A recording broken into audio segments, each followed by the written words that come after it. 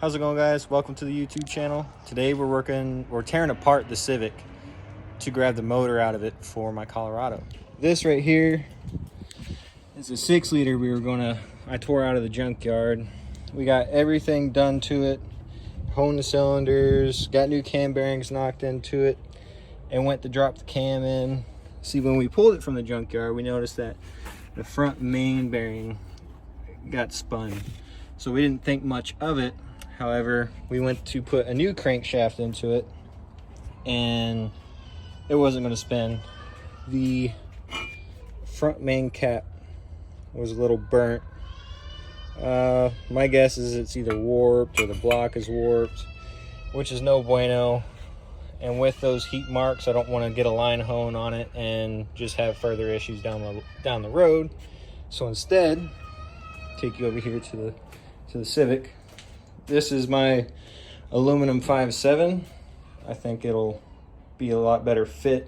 We do have pistons and rods for the 5.7. We just didn't have the mains or a crankshaft for it. So now that we have a crankshaft and main caps, we can get it line honed and actually build this block rather than the 6-liter. I have to take the 6-liter back tomorrow to the junkyard, get my money back, and go snag me a rear end for it. But today, a little update for you guys. I do have the motor mounted. Motor mounts are installed, welded up. Don't judge my welds. I know they're a little shoddy, but I think it'll hold. I mean, the trans is attached to the back and it's not twisting very much. I do have to address this though. I'll probably do something else. This was just to hold it there. The transmission in the Civic, it doesn't have a cross member at the moment yet, but we got most everything cut out. I want to take the carpet out so I can actually build me a trans tunnel. Right now, this is kind of just moved out of the way to kind of get an idea of where everything's going to sit. But after we found the 6-liter at the junkyard, this project kind of got put on an abrupt pause. All right, so now, since we're going to pull all this back out of here, this is just sitting in here for mock-up. We're not quite done with it, but we're still in the block out of it for the Colorado. And I'll run you through a list of everything that's done in the Colorado. I'll take you over there after we pull this out and kind of give you a rundown of what's going on with that. But for now, we're going to go ahead and take everything out of here. Set this to the side.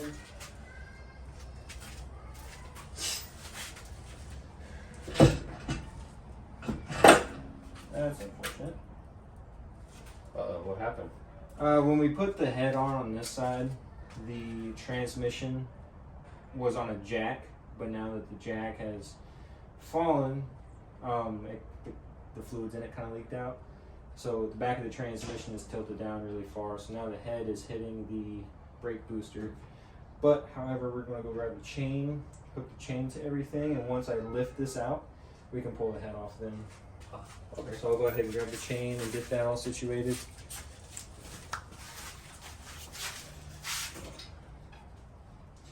And I mean, the head will stay on there. There's head bolts. It's not going to slip off. No, there's head bolts holding it on. The dowels are still in there. Which is funny, all of these other blocks don't have any dowels in them, and it's the one that I was just going to use for mock-up that has it. I haven't decided to steal it yet or not, but I'm going to go ahead and put these on. Okay, let's get center. That was loud. Yeah.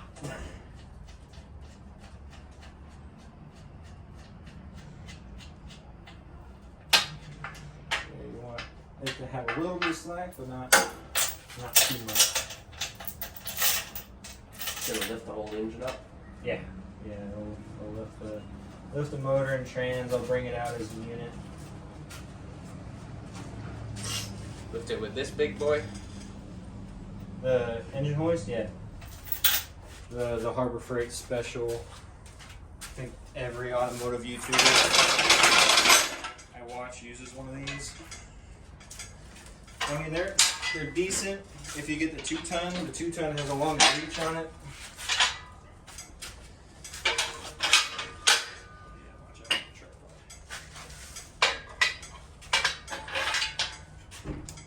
I don't know if you've built any motors, but No, I haven't. Sadly.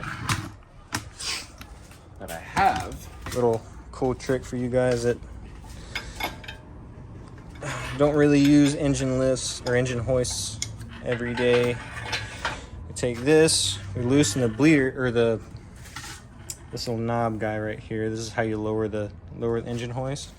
You can actually lift the berm up, tighten the screw back down, and give her like a 1-2 pump, and now we're set at this height. So we didn't actually have to sit there and pump it until it came all the way back up. It gets so tedious doing that. I just wish I could do it with the motor on the engine hoist. I haven't got the cool adapter to where you can run a air hose to it and actually pump it up using the air hose.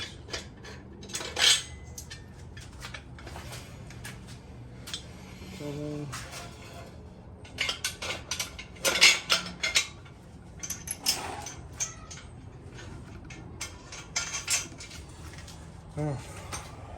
yep, cool. Now to lift it. Yeah. Really fun part. Yeah, the tripod's a little tricky. Alright, so now we can zoom. Yeah, we'll do about right there.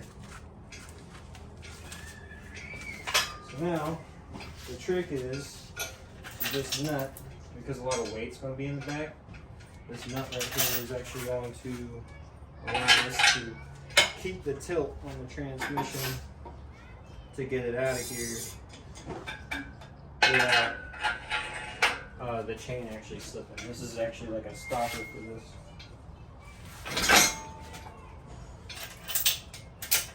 So that will keep the chain from sliding around because of the weight in the back. And we'll go ahead, get some tension on it.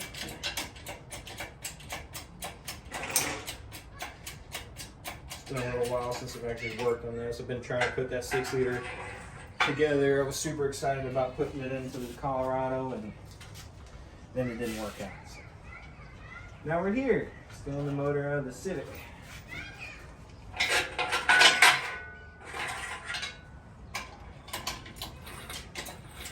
Which, hopefully after the Colorado's all done up, we'll actually be able to continue on this project. And get it back together.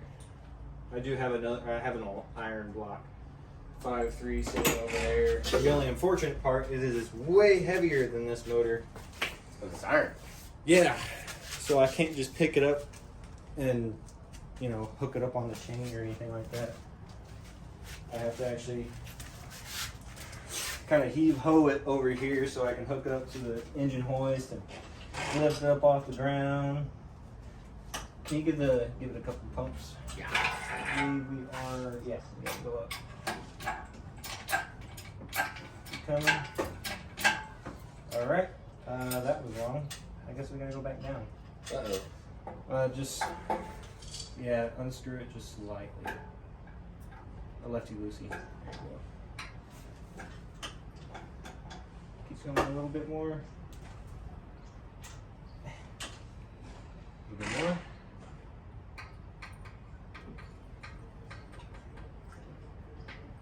Come on.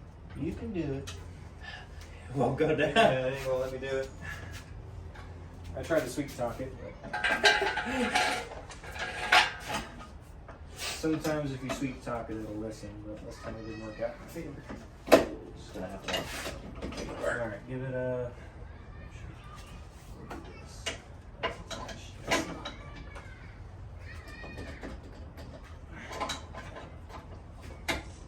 Get there.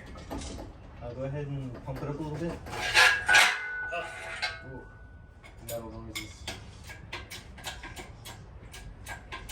If you guys know of any good microphones to get off, say like Amazon or anything you guys got recommend, comment down below. I gotta find me one of those. Still a little new to this whole YouTube thing, if you haven't noticed by my last videos.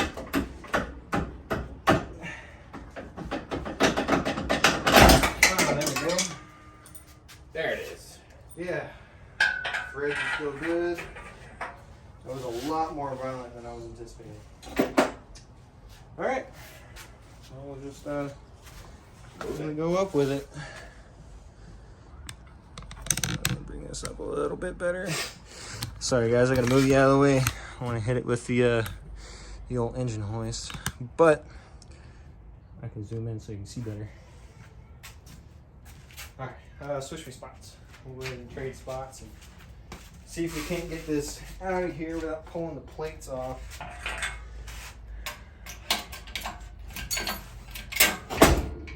Yep, go back.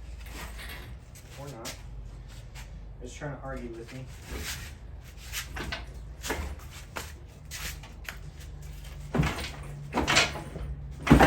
There we go. Give it a pokes.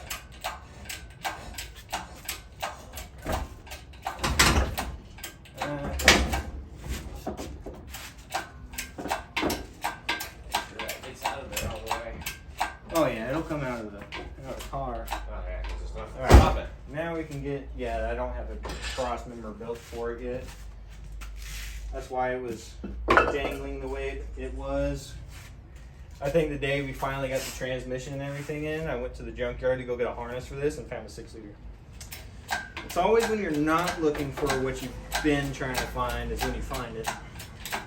Seems to be the way it is, huh? Yeah. Which I was super excited for, except for the part on, that's not what I was looking for. We're not going to hit anything. Oh, yeah. We gotta go back down. Uh-oh. I forgot that the shifter is. So come down over right there.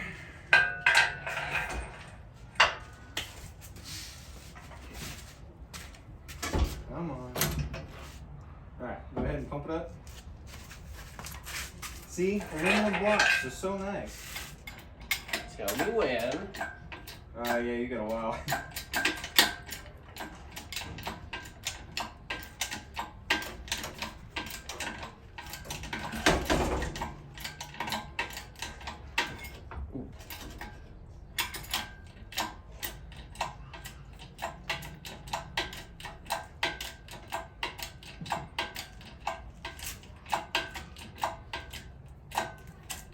Now, if I didn't care about my back, I probably would just go ahead and pull it out, but I kind of need that. Oh yeah. Don't lift with your back. Lift Yeah. with your legs. Yeah, give it a couple more pumps and we'll go ahead and grab this tail side. Yankee Doodle Dandy. Yep, that'll do it. Yeah, go ahead and pull her all the way back. Just don't pull it super fast.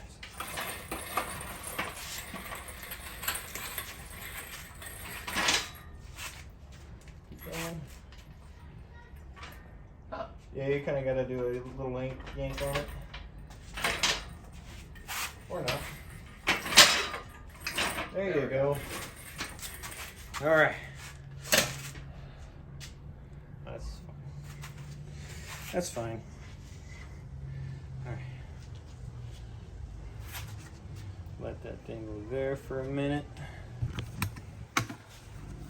So, this is the aluminum 5.7. Filled with cobwebs. Yeah, it's been a table at a point. It's been a mock-up motor for a couple different projects. This is the transmission that we're throwing into the Civic. This is an NV3500 out of S10 Blazer. Fun part is because it was behind the 4.3, the bell housing is correct. Now the difference between this bell housing, or the difference is that we'll need a spacer to run this throw-out bearing, and then it just works. We have the same transmission in the Colorado. pushing about 450 to the wheel, and it hasn't really given me any issues, but we're trying to make more power with it, so it's time to put a bigger trans into it. Sorry for the interruption, guys. My helper got pulled to go do something else. So we're going to go ahead and split the trans from the block. I gotta take this motor up to the shop, get it cleaned up, because it hasn't been in the vehicle in a very long time, so it definitely needs a little shining. But we have all the parts to do so it'll work out. Chain.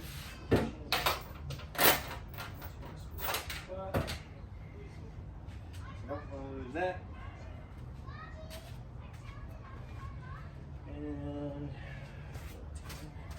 be right back and we'll go grab that.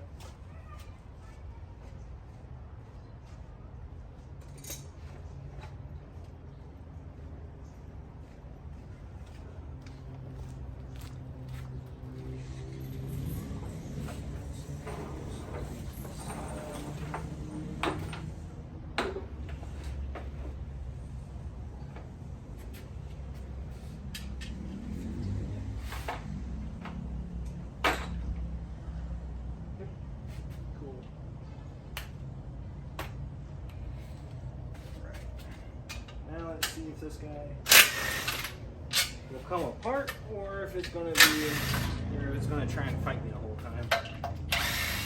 Pulling this trans out of the junkyard, the guide pins were very corroded and took forever to get this motor out, or this trans out of the S10.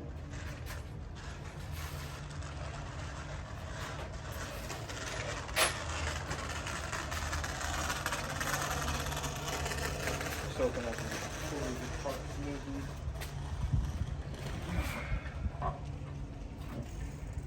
Oh yeah, that was going way better. Another bolt in here.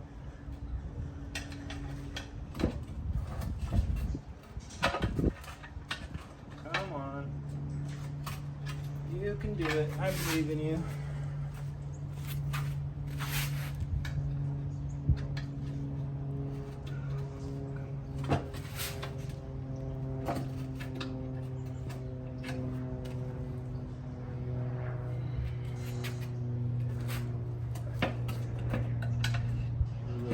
There we go. That was so much smoother than the last time I tried to do that. So now, set that right there. Put a bolt in the back of this thing.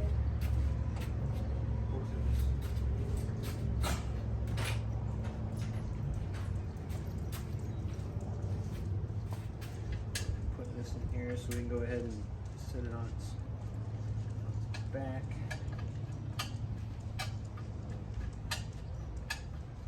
So I want to be able to pull it oil off here without making a mess.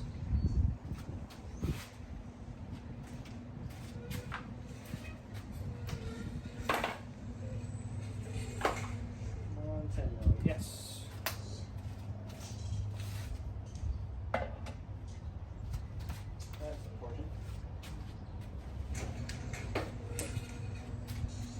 Should have known. It's kind of an obvious mistake on my end.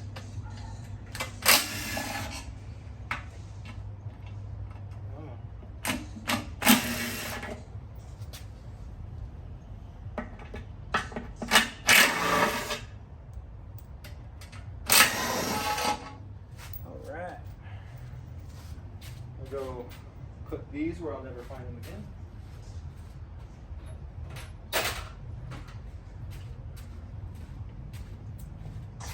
Now that this is off, set this to the side. Just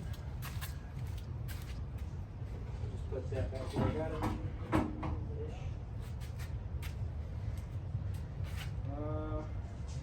Go ahead and take the motor mounts off of that.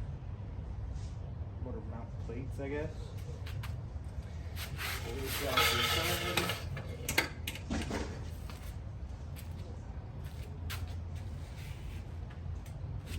believe that is a 14 or 15. Probably a 15. So I'm gonna grab the 14. Nope, that's right. Cool.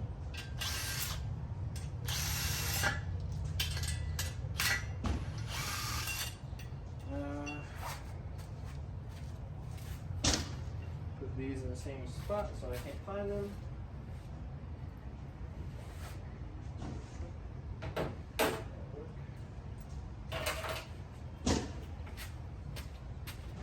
Cross my fingers and hope I remember where I put those.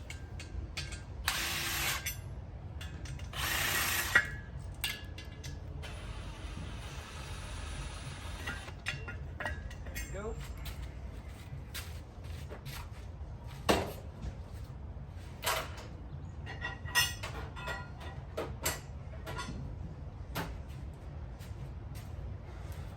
All right. Now, this guy out of the way. Give myself a little bit of angle here. Now we can actually load everything back up. Now we're going to put the replacement next to the failure. 'Cause that's fun. Why not?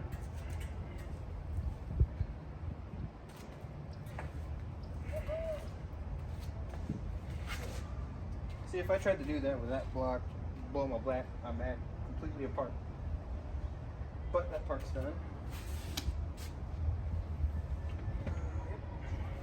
That here.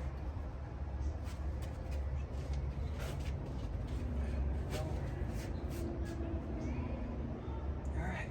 Back to the junkyard with that one. Engine shop with that one. Cool. It's supposed to rain tomorrow. So hopefully we can at least get the motor returned, possibly get a new rear end for the Colorado, but we'll see what happens. So go from there. Alrighty, we are all loaded up. We have the crank. This is being returned. This is going into the truck after the machine shop. Got all the pistons, everything in there. This is one of the big issues with this motor. But so guys, I don't think the van likes being loaded up like a tool truck very much. She's a little squatty. I don't have much in here. Just a couple things. You alright? Yeah, definitely just smack my head on that. Yeah. Not too much at all. Not too much in here. Just a little bit. Just 2 engine blocks, a crankshaft, and oil. I don't know why it's squatting at all. Me neither. I know what's wrong with it. It's not got no gas in it. Fair enough. Here's a question for you guys. So I have this exhaust that I pulled off the Civic, right? And I have a minivan that, I mean, also has an exhaust, but I have a old MagnaFlow from a Honda sitting back here. I'm thinking, let me know in the comments if y'all want to see that happen, is putting the MagnaFlow on the Odyssey and using the Honda Civic. I gotta do some measuring and see if the dimensions, like the pipes themselves, are big enough. But I'm thinking about using that, cutting it together with the MagnaFlow and putting it in the Odyssey. And I think it'll be a good little driving around work van. How's it going, guys? This is the 04 Colorado that I mentioned in my last video. So all we have here is just a bunch of wiring that's a little everywhere. We're gonna clean that up with the motor swap, but right now it just has a 5.3, a cam, Manton push rods. Yeah, it's got that.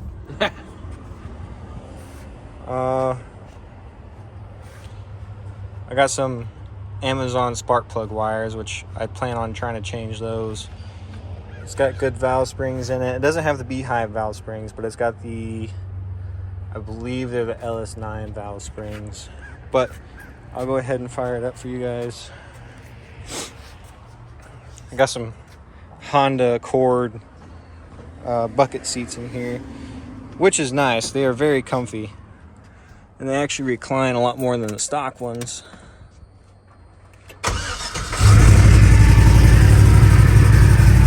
Yeah, definitely wakes people up.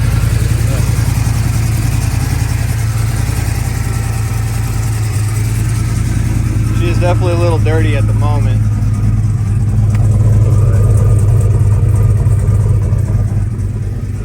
Sounds pretty good. Yeah, I got some Nittos on there, the 420S's. She runs pretty good. The plan is to, don't judge my speaker box. It works. That's all it needs to do. The 5-speed, we're ditching that. I hate to ditch the 5-speed. I love driving a 5-speed. But turbo lag is a thing, and I can't afford the anti-lag. Or the, not the anti-lag, the force. The thing that cuts timing so you can shift because of pressure from the actual shift knob. You press on the shift knob and you go to bang shift a gear. You don't even have to push the clutch in because it cuts timing real quick and you can just shift real quick. And because of that, you have a less likely chance of losing all the boost and your turbo has to re-spool in next gear. But with an automatic, being that I found the automatic at the junkyard, it's a 480E, do a couple mods to it, and we're set to go. Do the dual feed mod, which I'll show in a little later video. But we got to do the trans. I plan on doing a different rear end. This rear end, it works. It's out of a 04 Nissan Xterra.